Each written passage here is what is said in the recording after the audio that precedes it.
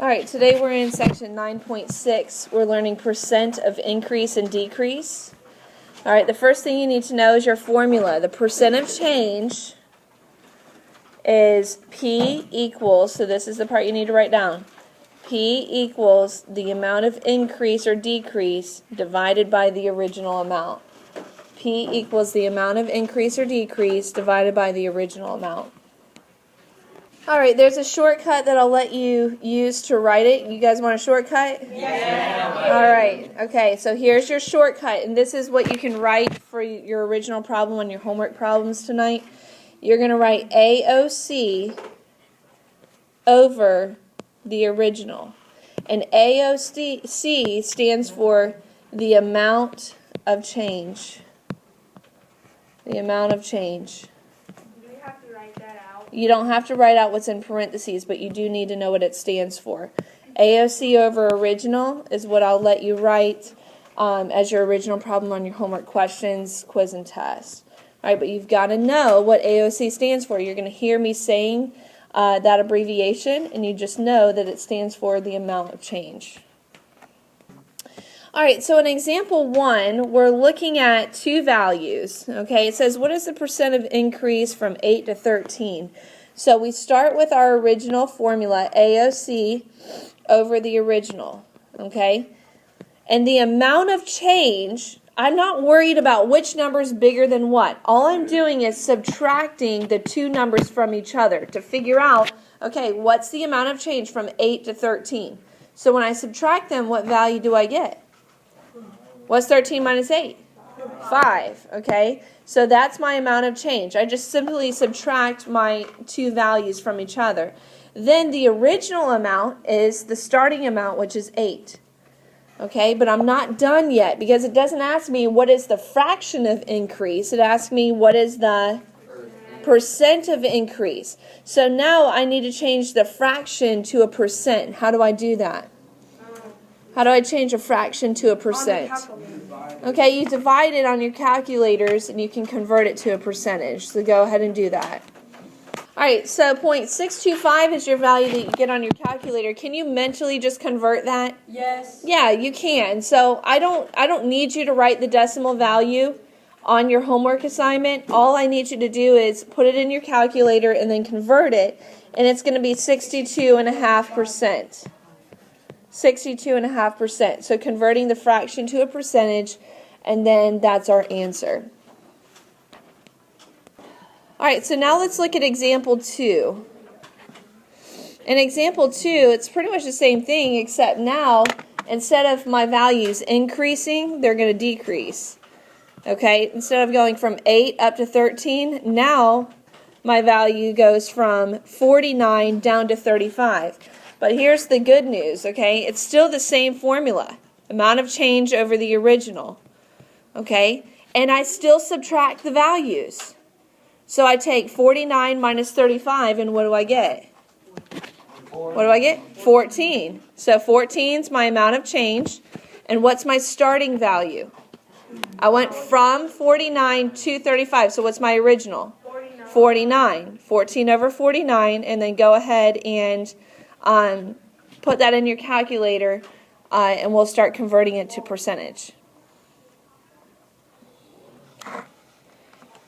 What'd you get in your calculator? Okay, so it's a repeating decimal, right? Okay, so now what I want you to do anytime you have to round your answer, which you are going to round this answer, is we're going to start using the approximation symbol. And what this symbol means is it means that we rounded our answer. It means that our answer is not exact. Okay? So we're going to convert 0.2857, and it keeps going, over to a percentage. So it's going to be 28 point, wait, is it going to be 0.5% or 0.6? 0.6 because there's a 7 after the 5, so it rounds the 6 up. All right? But again, the approximation symbol shows your reader that you rounded your answer. Okay? And that's how you would find percent of decrease. Okay, so now I want to do a couple practice ones. Okay, and this is the format that you're going to see on your quiz and your test. I give you an original amount and a new amount, and I ask you to find two things. Tell me what the percent of change is, so find the percent of change, and then is it an increase or a decrease? Okay, so I want you to go ahead and try to work this one on your own, and then we'll go over it, and we'll do a couple more. All right, so what's my formula? Very good. AOC over the original. So what is my amount of change from 16 to 28? What is it? 12. I just subtract the numbers and I get 12. And which one was my original amount? 16. So when I divide and change it to a percentage, what do I get? 75%.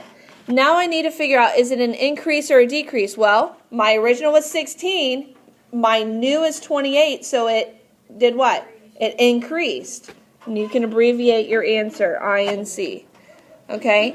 So if from your original to your new amount, if the value goes up, it's an increase. If the value goes down, it's a decrease.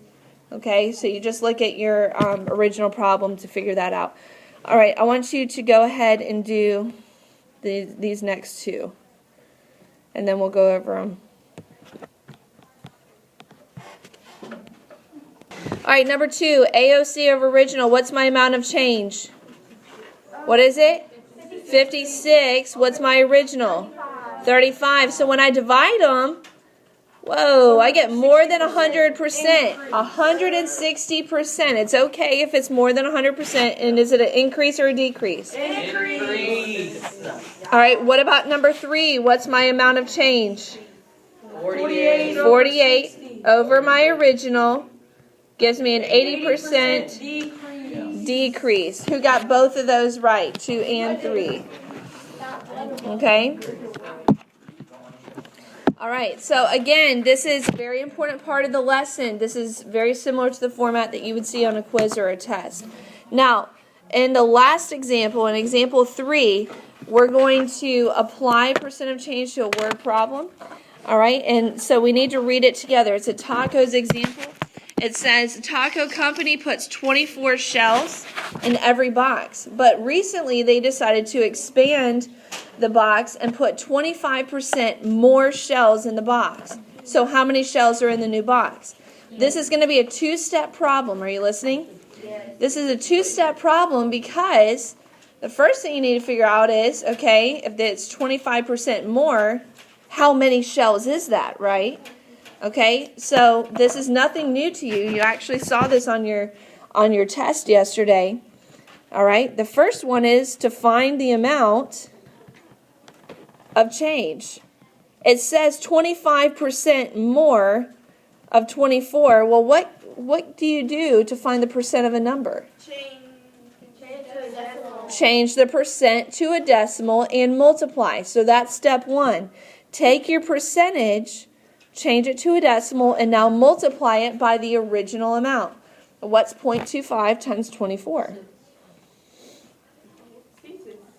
It is 6. Okay, so that's my answer. The new box has 6 shells. No. 6 more shells. How many was in the original? 24. So step 2, very good. Since it's an increase, step 2 is to add the amount of change to the original amount. Okay, well, original was 24. I'm now adding 6 more, so how many shells do I have? 30. On your homework tonight, you have 3 problems like this. Numbers 5, 12, and 14. So on your homework tonight, I need to see step 1. This is step 1. Change the percent to a decimal and find the amount of change. Then I need to see your step 2 where you either add or subtract it from the original amount to find the new amount. Okay? You can work it both ways, whether it's an increase or a decrease. It depends on what the problem asks you.